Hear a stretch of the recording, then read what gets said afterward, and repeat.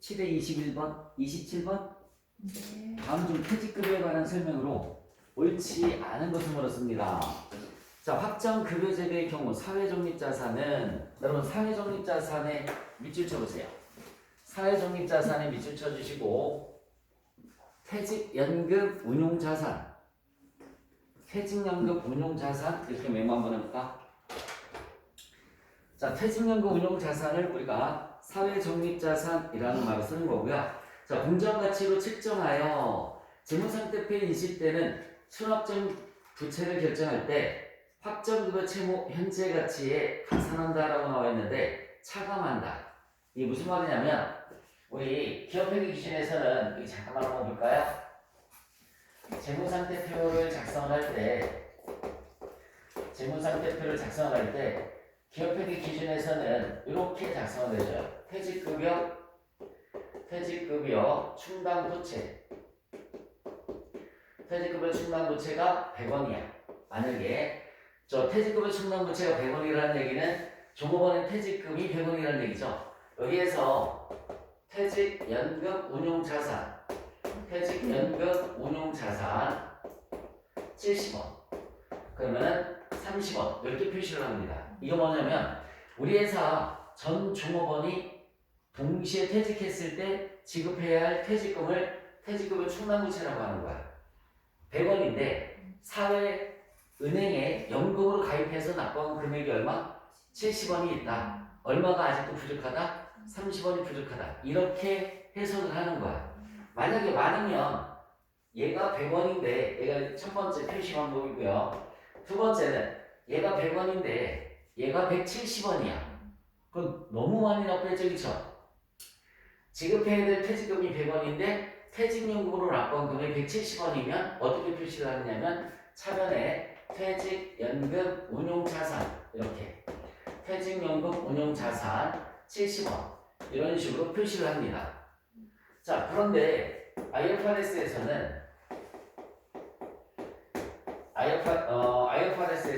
재무상태표를 작성할 때 퇴직급여 충당부채를 우리가 뭐라고 하냐면 확정급여 채무라고 해요. 확정급여 채무 100원에서 퇴직연금 운용자산을 사회적립자산이라고 해요. 사회적립자산 얼마? 70원. 그래서 얼마라고 그랬어? 30원이라고 그랬지, 그치? 이렇게 표시를 하지 않습니다. 이렇게 표시를 하지 않고 그냥 어떻게 표시를 하냐면 확정급여 채무 금액은 30원 이렇게 표시를 해줘요. 차감해서 순액으로 표시를 하는 거야. 이렇게 만약에 얘가 100원인데 얘가 170원이면은 70원만큼을 자산으로 표시한다고 했지, 그치? 그러면 얘도 역시 마찬가지 확정급여 채무가 아니라 자산 얼마? 70원 이렇게 순액으로만 표시를 하는 거야. 자, 다시 한번 얘기해 줄게요.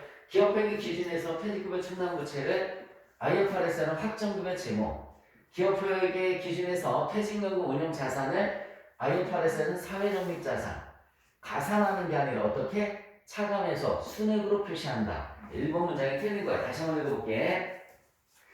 확정급여 제도의 경우 사회적립자산은 공정가치로 측정하며 맞는 표현이에요. 재무상태표에 인식되는 순확정급여 부채를 결정할 때 확정급여 채무의 현재 가치에 여기 봐요. 확정급여 채무의 현재 가치에 가산하는 것이 아니라 현재 가치에서 차감한다. 그래서 1번이 옳지 않은 거고요. 자, 2번 문제 보시면 순확정급여 부채라든지 자산의 재측정 요소는 재측정이라는 것은 매년 퇴직금이 변화가 있겠죠, 그쵸? 매년 퇴직금이 변화가 있단 말이에요. 그걸 우리가 재측정 요소라는 표현을 쓰는 거고요. 기타 포괄 손익으로 인식하고 후속 기간에 단기 손익으로는 재분류하지 않습니다. 자, 확정급여 제도란 보험 수리적 위험과 투자 위험을 기업이 부담하는 퇴직급여 제도를 의미한다. 맞아요. 확정급여 제도는 운용 손익의 책임이 누구에게 있다? 회사에 있다. 확정급여 제도는 운용 손익의 책임이 회사에 있다. 자, 확정급여의 현재 가치는 예측 단위 적립 방식으로 계산된다. 맞습니다. 그래서 옳지 않은 것은 몇 번이냐면 1번이고요. 자, 28번 문제 보시면 주식회사 3일은 임원들에게 주식결제형 주식선택권을 부여하였으나 자, 주식결제형 주식선택권 밑줄 쳐봅시다. 부여일 현재 공정가치로 측정한다. 부여일 현재 공정가치로 측정한다 라고 했습니다. 자, 임원들이 주식선택권을 행사하지 않아 주식선택권이 소멸하였다. 처리 방법에 관한 설명을 원어서로 씁니다. 이미 인식한 보상원가는 부채로 인식한다? 아니죠. 여러분, 이미 인식한 보상원가는 주식결제에는 주식매수 선택권, 자본조정으로 인식을 한단 말이에요. 틀렸고요. 이미 인식한 보상원가는 환입하지 않습니다. 2번이 맞는 거예요. 그래서 우리 주식선택권을 부여했을 때 분계가 차변에 주식보상 비용, 대변에 주식매수 선택권 이렇게 분계를 했었단 말이에요. 다시 한번 차변에 주식보상 비용, 주식보상 비용, 대변에 주식매수 선택권, 주식매수 선택권 이렇게 비용처리 했었다고요. 소멸됐다라고 해서 환입하지 않습니다. 이번이 맞는 거야. 자, 29번 법인세 회계에 관한 설명이다. 옳지 않은 것을 물었어요. 이연법인세 자산부채는 비이동 항목으로 표시한다. 맞습니다. 비이동자산, 비이동부채에 속하는 거 맞고요. 이연법인세 자산부채는 현재 가치로 평가를 하지 않습니다. 차감할 일시적 차이라는 말이 나오면 이연법인세 자산을 인식하는 거죠. 그렇죠? 맞고요. 4번은 뭐가 틀렸을까요? 평균세율을 적용해서 이연법인세 자산부채를 측정하는 건 맞는데 발생한 연도가 아니라 소멸 시점에 평균세율을 적용을 하는 거라고 했습니다. 발생한 연도가 아니라 소멸 시점에 평균세율을 적용하는 것을 우리가 이연법인세 자산부채라는 말을 쓰는 거예요. 4번이 옳지 않은 거고요. 자, 30번 문제를 보시면 자, 2001년도에 사업을 개시하였다. 아래 자료를 이용할 경우에 주식회사 3일에 2001년도 말 재무상태표에 계산된 이연법인세 자산부채는 얼마인가? 라고 물었어요. 이거 분개하지 않고 그냥 해도 된다. 이연법인세 자산부채는 얼마인가? 밑줄 쳐봐. 이연법인세 자산부채는 얼마인가? 밑줄 쳤어요? 일시적 차이만 고려한다. 이렇게 써보세요. 일시적 차이만 고려한다. 자, 일시적 차이가 얼마라고 나와 있어? 600만원 나와 있지, 그치? 600만원 곱하기 세율 해주면 되지. 600만원 곱하기 평균 세율이 몇 퍼센트라고 나와 있어요? 20%라고 나와 있잖아, 그치? 600만원 곱하기 20% 하면 120만원이 나오고요. 차감할 일시적 차이라고 나와 있지, 그치? 차감할 일시적 차이라고 나와 있으니까는 이연법인세 뭐가 나오는 거야? 자산이 나오겠죠. 답은 2번입니다. 분개를 하지 않고 했을 때는 그렇게 계산해 주시면 돼요. 그래서 이연법인세 자산부채를 모르면 일시적 차이만 고려하면 된다. 차감할 일시적 차이니까 이연법인세 자산이 나오겠구나. 그러면 답은 2번하고 4번이고. 그래서 600만원 곱하기 20%니까 얼마? 120만원. 그래서 최종 답은 2번이 답이 되는 겁니다. 자, 그래도 분개를 한번 해볼게요. 분개를 하면은 단기 순이익이 얼마 나와 있어? 900만원 나와 있죠. 단기 순이익 900만원. 차감할 일시적 차이는 뭐냐면, 얘들아, 차감할 일시적 차이는 현재는 플러스예요. 차감할 일시적 차이가 600만원 나와 있지, 그치? 여기 봐봐. 현재는 일시적 차이가 현재는 플러스고요. 미래에 마이너스가 되는 게 차감할 일시적 차이야. 그래서 미래가 마이너스니까 현재는 플러스 이렇게 쓰면 되는 거야. 자, 다시 한번 차감할 일시적 차이라고 하면 미래가 마이너스가 되는 게 차감할 일시적 차이야. 그래서 미래가 마이너스니까 현재는 플러스가 되는 거예요. 는 하면 다른 건 없으니까 과세소득이 1,500이 나오죠. 는 하면 과세소득이 1,500이 나오고요. 법인세 세율은 몇 퍼센트라고 나와 있어? 법인세 세율은 20%라고 나와 있죠. 곱하기 20% 이렇게 하면은 납부할 세금이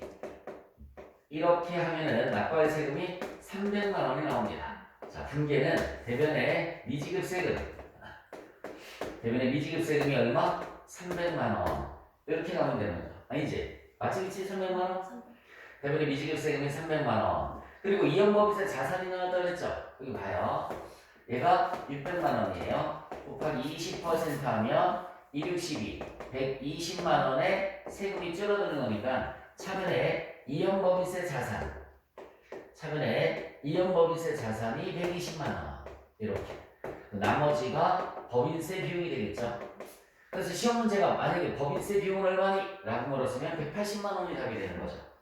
300에서 120을 빼주시면 법인세 비용 180만 원입니다. 자, 결론. 이연법인세 자산부채를 물었어. 그냥 분계를 하지 않아도 돼. 차감할 일시적 차이라고 나와 있으니까 이연법인세 자산이구나. 금액은 600만 원 곱하기 20% 하면 답은 120만 원 바로 나오는데 분계를 통해서 만약에 법인세 비용을 물으면 이렇게 차감할 일시적 차이는 미래가 마이너스야. 그러면 현재는 플러스가 되는 거고요. 그래서 미지급세금 계산해 주시고 이연법인세 자산 차변에 그러면 나머지 금액이 법인세 비용이 계산이 됩니다. 자, 31번 문제를 보시면 다음 중 회계 변경에 관련된 설명이가 옳지 않은 것을 물었어요. 자, 회계 추정치 변경에 대해서 회계 처리할 때 회사는 과거에 보고된 재무제표에 대해서 어떠한 수정도 하지 않는다. 맞죠? 회계 추정의 변경은 무슨 법을 쓴다라고 했지? 전진법을 쓴다라고 했어요. 회계 추정의 변경은 전진법을 쓰기 때문에 과거의 것은 수정하지 않습니다. 재고자산 항목에 순실현 가능 가치를 변경하는 것은 추정의 변경이에요. 여러분 순실현 가치는 뭐지? 시가지, 시가. 시가는 수시로 변동될 수 있는 거죠, 그렇죠? 그래서 시가를 변경하는 것은 회계 추정의 변경이고요. 여러분 재고자산 관련돼서 정책의 변경은 뭐가 있지? 선의선출법을 이동평균법으로 바꾼다. 이렇게 법에서 법으로 바꾸는 게 정책의 변경이죠. 옳지 않은 것은 2번입니다. 자, 3번. 회계 정책의 변경은 재무제표 작성과 보고에 적용하던 정책을 다른 정책으로 바꾸는 것을 말은 남았고요. 회계 변경이 회계 정책의 변경인지 아니면 추정의 변경인지 구분하는 것이 어려워요. 그럼 이것은 회계 추정의 변경으로 봐줍니다. 다 맞는데 2번이 틀렸어요. 자, 32번. 주식회사 3일에 제11기 단기 순이익과 자본금 변동 상황에 대한 자료이다. 주당 순이익을 계산을 해라 라고 나와 있어요. 여러분 주당 순이익 공식이 뭐가 될까요? 주당 순이익 공식은 보통주 단기 순이익 나누기 유통 보통 주식수. 보통주 단기 순이익 나누기 유통 보통 주식수는 주당 순이익이라는 말을 씁니다. 자, 그럼 이거부터 보통주 단기 순이익을 어떻게 계산해 주면 되느냐면 보통주 단기 순이익은 단기 순이익에서 우선주 배당금을 빼주면 돼. 근데 아무리 찾아봐도 우선주 배당금이 있어요, 없어요? 없죠. 그럼 웬만한 박스한 문제 다 읽어봐도 우선주 배당금에 대한 언급은 없어요. 그러니까 그냥 단기 순이익 2,600만 원이 된 겁니다. 2,600만 원 나누기 요거 이제 유통보통 주식수를 어떻게 계산을 해주면 되느냐면 자, 기초에 5,000주가 있었네요. 여기 봐봐. 1월 1일부터 유통되고 있었던 게 5,000주가 있어요. 5,000주 곱하기 12개월 중에 12개월이 유통이 되는 거죠. 5,000주 곱하기 12개월 중에 12개월이 유통이 되면 5,000주 나와요. 자, 그 다음에 중요한 거는 무상증자가 나와 있지, 얘들아. 무상증자는 무조건 몇 월 며칠을 실시한 걸로 본다고 그랬지? 1월 1일 기초라고 그랬어요. 그래서 1월 1일 무상증자는 4월 1일이 아니야. 4월 1일이 아니라 무조건 1월 1일로 본다고 그랬어요. 무상증자 몇 퍼센트? 40%. 5,000주에 40%에서 2,000주가 나온 거야. 다시 한번 5,000주에 40%에서 2,000주가 나왔어요. 그래서 2,000주 곱하기 12개월분의 12개월 그러면 2,000주가 나오겠죠. 자, 그 다음에 이제 자기 주식을 취득한 게 있어요. 7월 1일에. 여러분, 자기 주식을 취득하면 유통되고 있는 게 줄어드는 거니까 빼줘야 된다고 그랬어요. 몇 주? 1000주. 이건 마이너스예요. 1000주 곱하기 12분의 6. 1000주 곱하기 12분의 6 빼줘야 되는 거야. 그러면 얘는 500주가 나오겠네요. 500주가 나옵니다. 그럼 이거 다 계산해주면 몇 주가 되는 거지? 5000주, 2000주, 6500주가 되는 거죠, 그쵸? 6500주. 여기 6500주가 들어가시면 돼요. 그러면 주당 수익이 나올 거야. 계산기 한번 두드려 보실래요? 2600만원 나누기 2600만원 나누기 6500주. 4,000원? 4,000원. 그래서 주당 순이익은 얼마가 됐냐면 4,000원이 되게 되는 겁니다. 주당 순이익은 4,000원.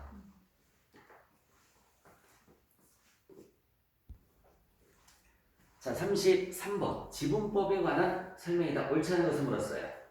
투자자가 비투자자에 대해서 유의적인 영향력을 행사할 수 있으면 우리가 지분법을 적용한다. 유의적인 영향력이라고 하면은 의결권을 가지고 있어서 의사결정에 참여할 수 있으면 그게 유의적인 영향력이 되는 겁니다. 자, 투자자는 지분법을 적용할 때 가장 최근에 이용 가능한 관계기업의 재무제표를 사용한다. 맞습니다. 피투자자로부터 배당금을 받으면 투자 수익을 즉시 인식함으로까지는 맞죠. 근데 배당금을 받으면 투자 주식 계정이 증가한다고 그랬어? 감소한다고 그랬어? 감소한다고 그랬죠? 3번이 틀렸습니다. 배당금 받았을 때 분기 불러드릴게요. 메모 한번 해보실래요? 차번에 현금. 대변에 뭐라고 그랬죠? 투자 주식. 배당금을 받으면 차변에 현금. 차변에 현금, 대변에 투자 주식. 이렇게 분개해야 되잖아. 받으면 현금으로 받을 거 아니겠죠? 그러니까 차변에 현금, 대변에 투자 주식. 투자 주식 계정이 감소한 겁니다. 3번이 틀렸고요. 4번. 관계기업의 취득 시점에서 지분증권을 취득원가로 기록하는 건 맞죠? 차변에 투자 주식, 대변에 뭐지? 현금. 이렇게 분개를 하잖아요. 그죠? 차변에 투자 주식, 대변에 현금. 옳지 않은 것은 3번입니다.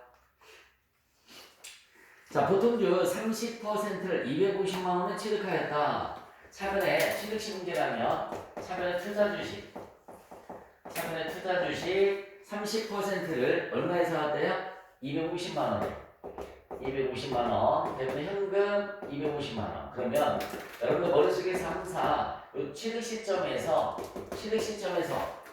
영업권이 발생을 했는지 아니면 영가 매수 차익이 발생을 했는지를 꼭 따져보라고 그랬죠. 그렇죠? 자, 다시 한번 취득 시점에서 영업권이 발생을 했는지 연가 매수 차익이 발생했는지 꼭 따져봐 줘야 되는 거예요. 순자산 잔고가액이 얼마라고 나와 있을까요? 그 밑에 봤더니 900만원 나와 있죠. 순자산 잔고가액이 여기 보자. 순자산 잔고가액이 900만원 나와 있어요. 900만원에 몇 퍼센트? 30%야. 그러면 3, 9, 27, 270만원짜리예요. 270만원짜리를 얼마에 사왔습니까? 250만원에 취득을 했으니까 비싸게 주고 사왔어요? 싸게 주고 사왔어요? 싸게 주고 사왔지, 그치? 그럼 이거 뭐라고 그랬어요? 연가 매수 차익이라고 그랬어요. 연가 매수 차익이 20만원이 생기는 이게 중요한 거지. 만약에 비싸게 사왔으면 영업권이라고 한다고 그랬지? 영업권은 상각하지 않는다. 이 문장은 고려하지 않는다 했었는데 연가 매수 차익은 고려해줘야 된단 말이에요. 자, 다시 한번 얘기해줄게요. 여기 봐봐. 270만원짜리를 만약에 300만원에 사왔어. 그럼 비싸게 사왔지? 그럼 그게 영업권이야. 영업권은 생각하지 않는다. 근데 얘는 싸게 사갖고 왔단 말이에요. 연가 매수 차익이 생긴 거야. 그래서 단기 순이익 얼마라고 나와 있어? 100만원 나와 있지? 여러분, 단기 순이익 분기 어떻게 하니? 차변에 투자 주식. 100만원 곱하기 30% 하면 30만원이다. 차변에 투자 주식 30만원. 대변에 지분법이익 30만원. 차변에 투자 주식 30만원, 대변에 지분법이익이 30만원이에요. 그런데 얘들아, 연가 매수 차익이 얼마 있어? 20만원이지? 얘 단기 순이익에 반영한다고 그랬단 말이에요. 단기 순이익에 더해준다고 그랬어요. 그러면은 20만원을 더해주면 얘가 얼마가 되는 거야? 50만원이 되는 거지. 얘가 50만원. 이렇게 되는 거예요. 연가 매수 차익이 생겼으니까 단기 순이익에 반영이 돼서 50만원. 물으면 뭘 물었어요? 투자 주식의 잔고 금액으로 찍지. 여기 봐라. 여기서 얼마 있어? 250. 여기서 50. 두 개 돼서 얼마가 되는 거야? 300만 원이 되는 거죠. 작은 3만. 이해가니? 물음이 장국 단기 순위금으로 쓰면 얼마가 답이 되는 거야? 단기 순위금으로 쓰면은 50만 원이지. 단기 순위금으로 쓰면 얼마? 50만 원이 답인 거야. 꼭 기억하세요. 과거에는 영감에서 차익이 거의 안 나왔었단 말이야. 다 영어권밖에 안 나왔었어요. 영어권은 생각하지 않으니까 고려를 하지 않았단 말이야. 근데 이렇게 영감에서 차익이 생기면 단기 순위금 환영한다라고 나와 있으니까 여기다 뒤에서 분계를 50으로 해줘야 되는 겁니다. 됐어요? 35번 124페이지 35번 자, 기능통화 표시통화에 대한 설명이다. 옳지 않은 것을 물었어요. 기업의 표시통화와 기능통화가 서로 다른 경우에는 경영성과와 재무상태를 여러분 기능통화는 경제활동에서 사용하는 거고요. 표시통화는 재무제표를 그죠? 작성할 때 사용하는 거야. 그러면 경영성과나 재무상태라는 재무제표를 작성할 때는 무슨 통화로 바꿔줘야 되는 거야? 표시통화로 기록을 해줘야 되겠죠? 1번이 틀렸습니다. 표시통화는 재무제표를 표시할 때 사용하는 통화로서 기업은 어떤 통화든지 표시통화로 사용할 수 있습니다. 기능통화란 영업활동이 이루어지는 주된 경제활동의 통화를 의미하는 것 같고요. 외화거래를 최초로 인식하는 경우 거래일의 환율을 외화금액에 적용해서 기능통화로 기록을 해주시면 되는 겁니다. 옳지 않은 것은 1번이었고요.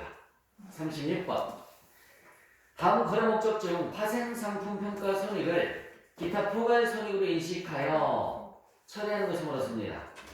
동그라미 1번을 보시면은 현금흐름 위험회피 목적 중에서 위험회피의 효과적인 부분 1번이 답이에요. 나머지는 다 단기 손익으로 처리합니다. 동그라미 2번에 위험회피에 효과적이지 못한 부분 밑줄 쳐주시고요. 위험회피에 효과적인 부분 그 다음에 매매 목적 그 다음에 공정가치 위험회피 목적 이렇게 자 다시 한번 얘기해 줄게요. 위험회피에 효과적이지 못한 부분 그 다음에 매매 목적 그 다음에 공정가치 위험회피 목적 이렇게 세 가지는 단기 손익으로 처리해주고 현금으로 위험회피 목적 중에서 위험회피 효과적인 것만 기타 포괄 손익으로 처리가 되는 거야. 자 37번 물었습니다. 자 1월 1일에 사무실 임차 계약을 체결하였다.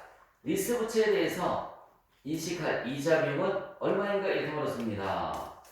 기억 봤더니 임차 기간은 1월 1일부터 12월 31일까지이며 매년 1월 1일에 고정리스료 얼마를 지급한다라고 나와 있습니까? 10만 원을 지급한다라고 나와 있어요. 매년 3년 동안 2001, 2002, 2003 그쵸? 3년 동안 10만 원을 지급한다. 증권 차입이자율은 10%고 연금효과 계수가 나와 있고 현가 계수가 나와 있습니다. 자 여러분 여기 봐요. 하나, 둘, 셋 그죠? 하나, 둘, 셋 이렇게 나와 있습니다.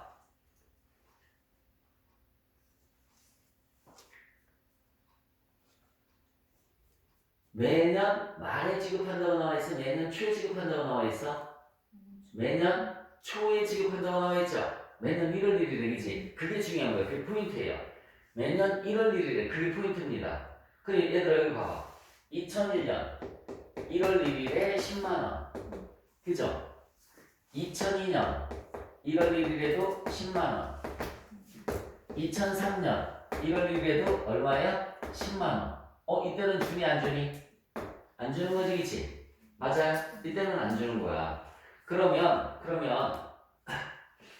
마지막 거 곱하기 뭐를 해주면 되냐면 연금 현가를 내주면 되는데 기간이 몇 년밖에 안 돼요 여러분들? 2년밖에 안 되지 그치? 다시 한번 기간이 몇 년밖에 안 돼요? 2년밖에 안 돼요 그죠? 그러니까 2년 차일 때 연금 현가를 찾아봐요.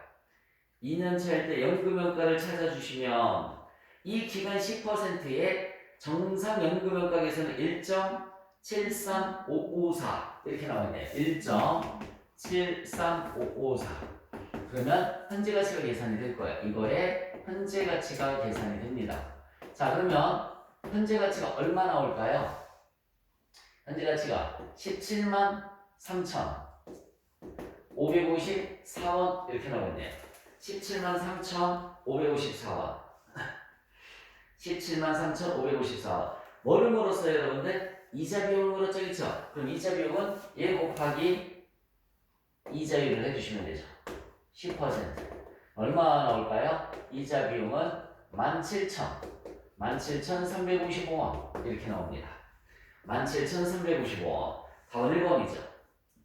그러면 여기에서는 있잖아. 시험 문제가 매년 1월 1일이 아니라 매년 12월 31일에 지급한다. 이렇게 나올 수도 있겠지. 그러면은 이거 봐요.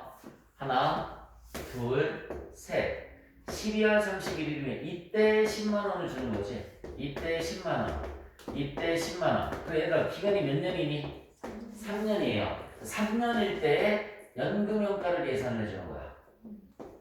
산 기간의 연금연가는 얼마라고 나와 있어요? 2.48685 2.48685 2.48685 이렇게 나와 있어요. 그러면 현재 가치가 얼마라고 나올까요? 24만 8,685원 이렇게 나오는 거라고요. 얘 곱하기 10% 이렇게 해주시면은 24,868원이 이자 비용이 되는 거고요.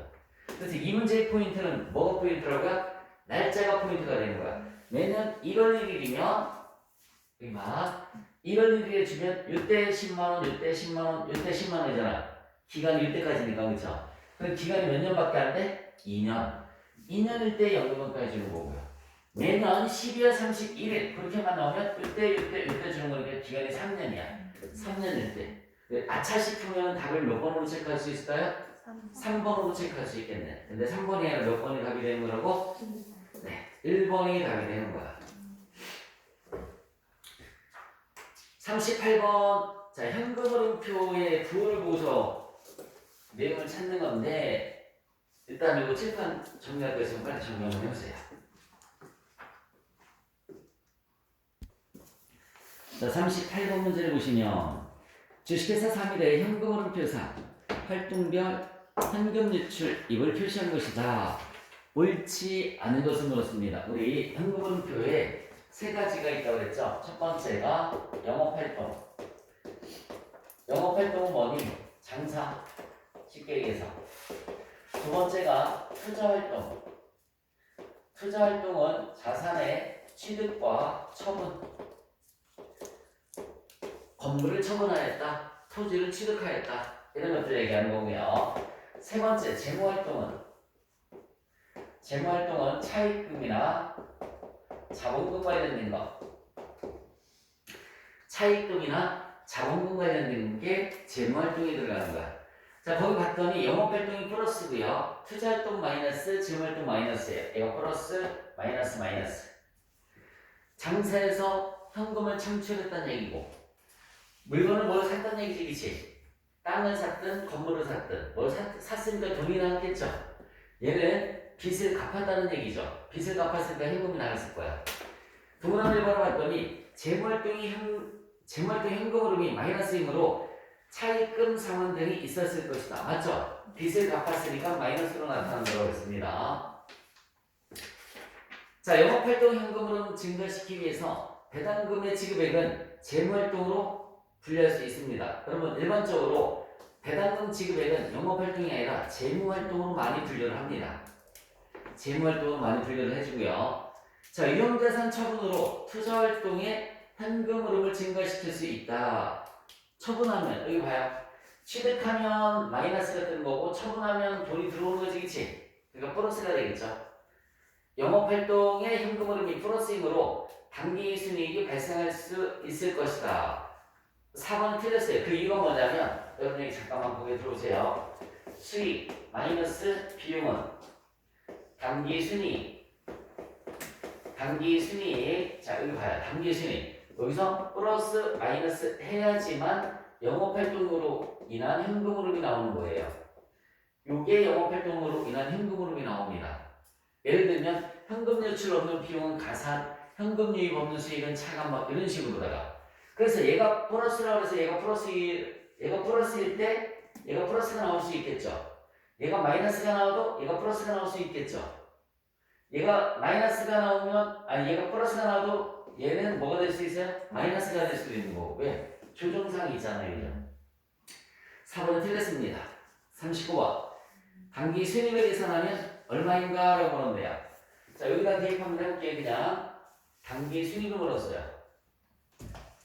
자, 영업활동으로 인한 현금 유입액이 350만 원 나와 있는데 공식이 내가 뭐라고 그랬냐면 여기 보자. 단기 순익 플러스 현금 유출 없는 비용 마이너스 현금 유입 없는 수입 플러스 자산의 감소. 자산이 감소하면 돈이 들어오는 거잖아, 이제. 헷갈리면 여기다 써볼게요. 여기 보자. 자산의 증가, 차변, 자산의 감소, 대변, 부채의 증가, 대변, 부채의 감소, 차변, 거래 편요소에서, 그치? 그러면 3대는 얘들아, 자산의 증가, 차변, 자산의 감소, 부채 증가는 대변, 부채 감소는 차변이잖아, 거래 편요소가. 3대는 다 현금 쓰면 되죠. 3대는 죄다 현금을 써주시면 돼요. 현금 흐름표에서. 현금 흐름표에서는 그러니까 자산의 감소는 플러스, 자산의 증가는 마이너스 이런 식으로, 그치? 자, 거기 뭐가 나와 있어? 첫 번째, 영업활동으로 인한 현금 유입액이 350만 원 나와 있어요. 여기 하나만 더 쓸게요. 자산의 감소. 그 다음에 여기 봐봐. 자산의 감소는 플러스. 부채의 증가를 쓸게요. 부채의 증가 플러스. 부채의 증가는 플러스는 영업활동으로 인한 현금 흐름. 영업활동으로 인한 현금 흐름이 얼마래? 350만 원이래요. 자, 여러분, 매출 채권의 증가네. 여기 봐봐. 자산의 증가지. 그럼 돈이 나간 거지. 마이너스에 마이너스 얼마? 20만 원. 여기다 쓸게요. 마이너스 20만 원. 자산이니까 여기다 쓸게요. 마이너스 20만 원. 감가상각비는 현금 유출 없는 비용이에요. 30만 원. 여기다 플러스 30만 원. 재고 자산의 감소는 10만 원이지. 여기 봐봐. 자산의 감소. 자산의 감소는 플러스이지. 그러니까 플러스 10만 원. 여기다 쓸게요. 플러스 10만 원. 그 다음에 유형자산 처분 손실 45만 원 있죠? 여기 들어가서 현금 유출 없는 비용에 플러스 45만 원. 그 다음에 매입 채무 증가는 부채의 증가예요. 여기 봐봐. 부채의 증가는 현금이 들어온 거지, 그치? 그러니까 플러스 얼마? 35만 원. 플러스 35만 원. 이렇게 가면 돼요. 자, 거꾸로 올라가는 거는 부호를 죄 바꾸면 돼. 여기에서 얘는 뭐? 마이너스. 얘는 플러스. 얘는 마이너스. 얘는 마이너스. 얘도 마이너스. 그러면 단기 순이익이 나오겠네요. 거꾸로 올라가는 거니까 부호가 바뀌면 되는 거야. 그러면 얼마 나올까요? 마이너스는 315만 원. 315만 원. 335만 원. 325만 원. 75만 원 빼주면 325만 원에서 75만 원 빼주시면 240만 원? 250만 원? 250만 원. 그래서 거꾸로 올라가면서 부호가 바뀌면 되는 거야. 다시 이제 검산해 보면 되지. 75만 원 더해주시면 250에서 75만 원, 325만 원, 305만 원, 315만 원. 315만 원에서 30만 원 더해주면 350만 원 나오잖아, 그죠? 이렇게. 자, 어쨌든 자산의 증가 감소는 거래 편요소를 이용해서 공부하시면 됩니다. 자, 40번 문제를 보시면은 매출로부터의 현금 유입액을 예상하면 얼마인가? 자, 브로스탈 문제 여기 볼까? 수익 마이너스 비용은 단기 순이익이라고 그랬죠. 자, 수익에 매출이 얼마라고 나와 있어요? 매출이 56만 원. 대순상각비는 얼마라고 나와 있어요? 550원. 여기 봐봐. 얘가 56만 원. 얘가 550원. 그럼 단기 순이익 얼마 나오니? 55만 9천 450원 나오죠. 그치? 자, 그리고 매출 채권이 2001년도 초, 2001년도 말 이렇게 나와 있는데 2001년도 초, 2001년도 말. 자, 순매출 채권을 계산 한번 해볼까요? 순매출 채권. 자, 2001년도 초에는 순매출 채권이 얼마 있었냐면 만원에서 300원을 빼주면 되지. 만원에서 300원 빼주니까 9,700원. 2001년도 말에는 2만원에서 470원을 빼주시면은 19,530원. 19,530억. 얘들아, 이렇게 증가했지? 매출 채권의 증가예요. 순 매출 채권 증가. 자산의 증가네. 여기 봐요. 자산의 증가는 현금이 나간 거지, 그치? 그럼 플러스야, 마이너스야? 마이너스라고 했어요. 마이너스. 여기서 이거 빼주면 얼마니? 9,800.